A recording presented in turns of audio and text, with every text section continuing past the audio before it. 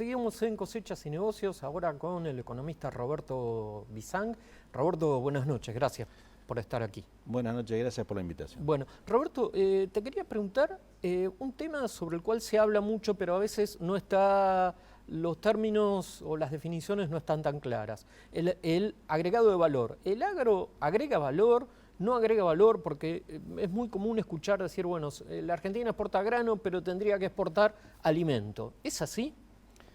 Bueno, la verdad que la pregunta es súper pertinente, no solo respecto al pasado reciente, sino al futuro de una sociedad como la Argentina, que tiene una dotación de recursos realmente valorable en términos internacionales, no solo de recursos naturales, sino también de gente, de genética y demás. A ver, el telón. ¿Qué te dice el telón? Que estamos todos subyugados por la fenomenal revolución electrónica. Pero que hay otra, que es la revolución biológica, que ha empezado a ponerse en marcha y que lleva el concepto de bioeconomía. ¿De qué se trata ese gran telón de fondo? Es que la manufacturación no va a tener como origen recursos que son no renovables, como el petróleo, sino que a futuro mucha gente está pensando en que la biología, o sea, el agro, sea la base de materia prima para desarrollos industriales. Esta es la tendencia que se viene por los próximos 50 años y que da pie al concepto de bioeconomía. O sea que la Argentina tendría una gran oportunidad. La Argentina tiene una espectacular oportunidad que nos rememora aquello de que Dios decidió ser argentino de vuelta, a pesar de los argentinos. Y hay papa en sí. Y hay papa además, entre otras cosas. Entonces, desde allí es que uno empieza a pensar en el término de valor agregado en el agro. La forma de medir valor agregado en el agro, o las vías, son dos. Una es cómo se produce hoy agro y cómo luego se transforma eso, el grano o lo verde, en industria, sea biocombustible, sea bioplástico, etcétera, etcétera. Y la segunda vía es cómo usted transforma la proteína verde en proteína roja, vía carnes, o proteína blanca, vía leche, que además siguen después el esquema de manufacturación industrial a futuro. Alguien dijo, para cerrar la pregunta que vos me hacías, 50 años atrás la humanidad pensaba en hacer cracking del petróleo, ahora pensamos en hacer cracking del maíz.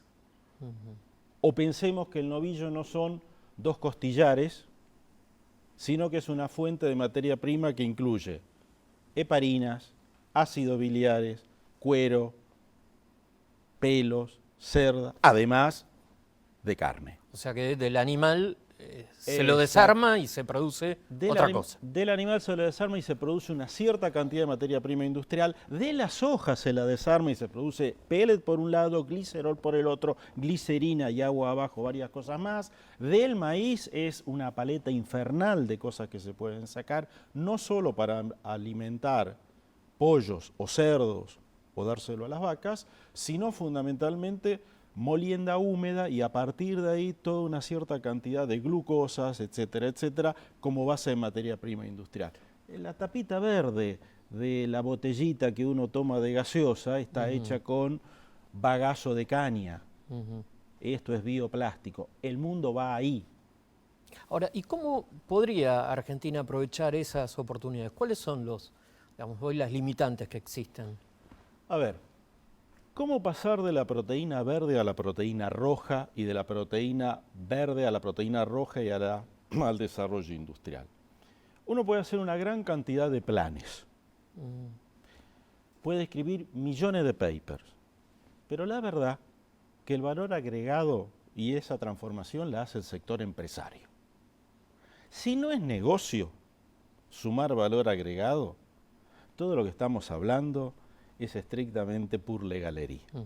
O sea, entonces la pregunta que uno se hace es, ¿por qué alguien va a tomar granos y lo va a transformar en biodiesel, o va a tomar grano, lo va a transformar en vacas, y las vacas la va a transformar en alimentos por un lado y en otras materias primas industriales? Me parece que ahí reside el quid de la cuestión, en un proceso que es complicado, tecnológicamente mucho más intensivo en valor agregado, y que demanda una coordinación pública-privada que no siempre se da por nuestros lares. Antes de seguir en esa línea, déjame hacer un punto que nos quedó por allí. El agro que conocimos vos y yo cuando éramos más jóvenes era un agro muy sencillo, de reproducción simple, de semilla seleccionada en el campo, de gente que araba con conocimiento de alguna manera y que almacenaba como se podía en las viejas bolsas de arpillera. Y eso generaba un valor agregado bajo. Cuando uno hoy se plantea hacer 90, 100 quintales de maíz por hectárea, existe un grado de sofisticación que no teníamos antes. Hay productores de semillas fabricando semillas, inoculadores tratando de que las bacterias generen y capten nitrógeno. Un conjunto de empresas agropecuarias de servicios tremendamente sofisticadas, maquinarias que le compiten a las maquinarias industriales de punta. Digo, el agro nuevo se ha complejizado de una forma tal que arrastra un valor agregado que 30 años atrás no tenía. O sea que cuando uno inclusive analiza el comportamiento de las exportaciones y ve que gran parte están compuestas por la soja, decir que hay una primarización de las exportaciones es equivocado con este concepto. Es mirar una realidad nueva con un prisma viejo. Ajá. La verdad, no es técnicamente correcto decir que eso es primario. Eso es sofisticado. Cuando uno mira los desarrollos biológicos que hay detrás de eso, le compiten par y paso en complejidad a otras producciones estrictamente industriales. Y eso tiene pata de valor agregado. Por eso usted cuando va a una ciudad media del interior y ve la complejidad de gente que está trabajando allí y ve lo que es el campo en acción, sea en cualquiera de las exposiciones activas que están dando vuelta, me parece que el viejo concepto de lo primario da paso a repensar el agro como fuente de valor agregado. No solo el agro en sí, sino las posteriores transformaciones hacia bienes industriales en base a materia prima agrícola. Un capítulo particular es biocombustible, pero es solo uno. Quizás el capítulo de inicio. El que viene es bioplásticos. Claro, pero para eso habría que atraer inversiones, digamos, crear las condiciones para que haya mercado. Mire, para eso lo que usted tiene son varias condiciones. Primero es quién lo va a hacer. ¿Lo va a hacer el sector agropecuario con los excedentes del sector agropecuario que se va a poner en industrial o lo va a hacer un sector industrial? Eso no está definido. Segundo, ¿por qué un señor que hace maíz o soja lo va a moler en su campo y le va a agregar valor? O en el cruce de la ruta, como estamos viendo ahora en varias de las experiencias. Bueno, él tiene la fantasía de que si transforma el grano de maíz en pollo, el precio del pollo le va a implicar un margen adicional. Y si lo transforma en carne, le va a implicar un margen mucho mayor. Hasta que llega la imposibilidad de exportar. Y entonces el señor que hace maíz dice, y a mí me convendría transformarlo en leche, porque si yo hago leche y aparece una planta de secado de leche, voy al precio internacional que entre paréntesis viene en ascenso. Entonces la pregunta es, ¿y va a conseguir el permiso para exportar eso? Pero alguien levanta la mano y dice, no te preocupes, porque el mercado interno absorbe. Pero entonces su problema es, ¿y el precio a mercado interno es el mismo? ¿Las condiciones de regulación es la misma?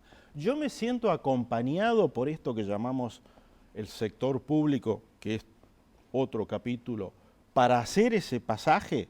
Claro, ahí ya se complica. Ahí ya se complica. Claro. Y entonces el señor dice, y claro, si yo hago eso, en cambio de tener 2 familias trabajando en el agro, voy a tener 15. Pero si tengo 15, voy a demandar más energía. El efecto valor agregado y empieza a multiplicar. Y el señor llega al fin del día y dice, y se me multiplican los problemas. Claro. Entonces ahí es donde necesita una coordinación pública-privada que por estos días, en general, en términos del sector público, es ambivalente. Bien. Y digo ambivalente porque por un lado en agricultura es una versión y posiblemente en industria sea otra coincidente, no tanto en comercio, donde usted tiene un poco más de ruido en esa etapa de transformación. Bien. Bueno, Roberto Bizán, Gracias por estar con nosotros y a ustedes los espero el próximo miércoles en Cosechas y Negocios.